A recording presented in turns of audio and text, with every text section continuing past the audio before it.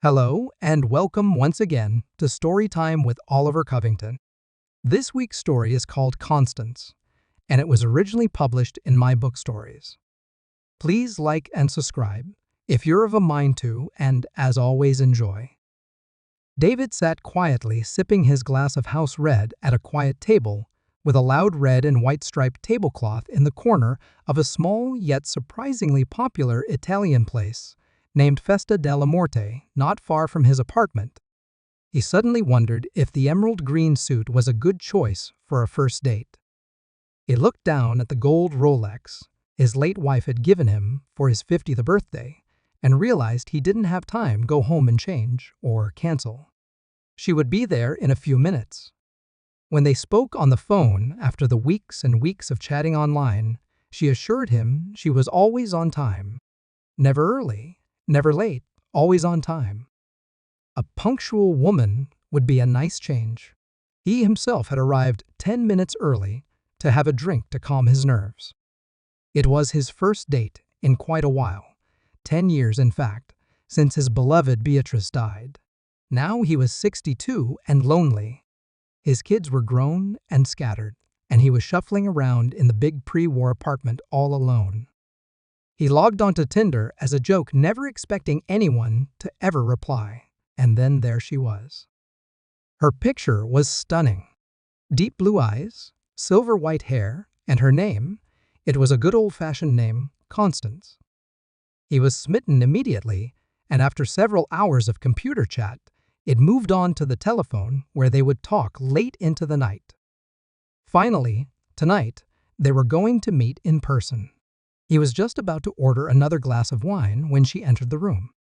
The entire restaurant seemed to go quiet as she entered.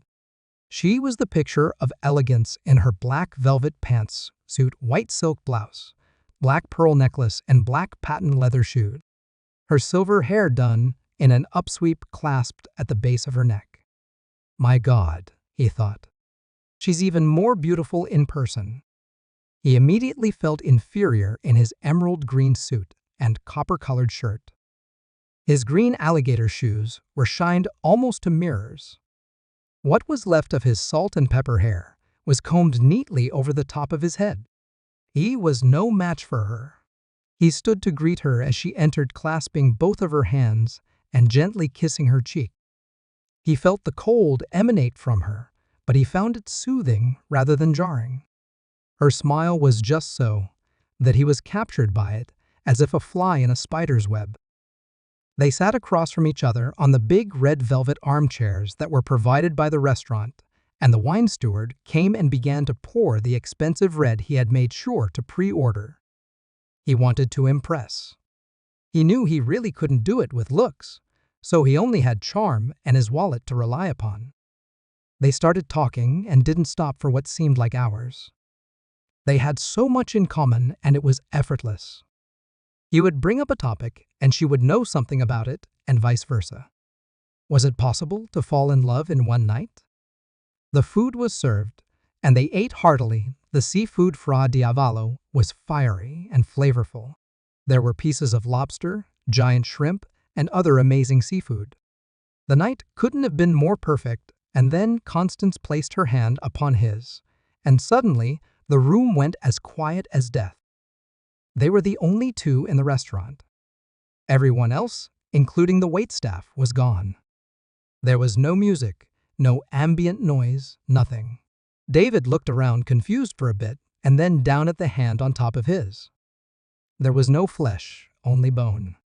A shock went through him as his eyes very slowly traveled up the arm and then to the face.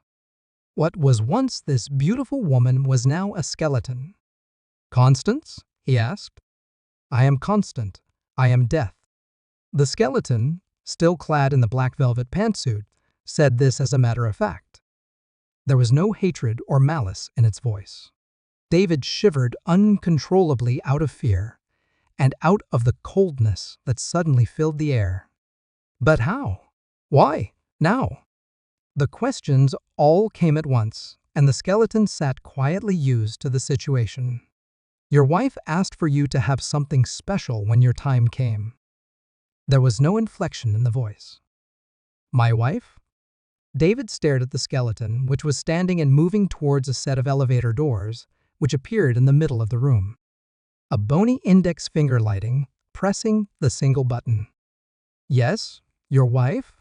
Beatrice and I spoke at length as we journeyed towards her finality. I found it refreshing, and because of that, I am honoring her request. The skeleton Constance held out her hand for David to join her as the polite ding of the elevator sounded, and the door slid open. David, sensing that there was no point in arguing, and let's face it, where was he going to run if he tried, stood up and slowly walked towards the skeleton and gripped its bony hand. The two of them stepped into the elevator. It will be nice to see Beatrice again. I have missed her so. David exhaled deeply. A calmness came over him. The skeleton in the black velvet pantsuit turned its head towards David as the bony finger pushed the single button inside of the elevator. It glowed red. What makes you think you're going to see Beatrice again? The doors began to slowly slide closed. What do you mean? David asked, the hair on the back of his neck standing up. She knew. She knew everything. David's face went white as the bleached-boned death that stood next to him gripping his hand, and as the door slid closed and the elevator began to go down, you could almost hear a scream flying through the air on the back of the night wind.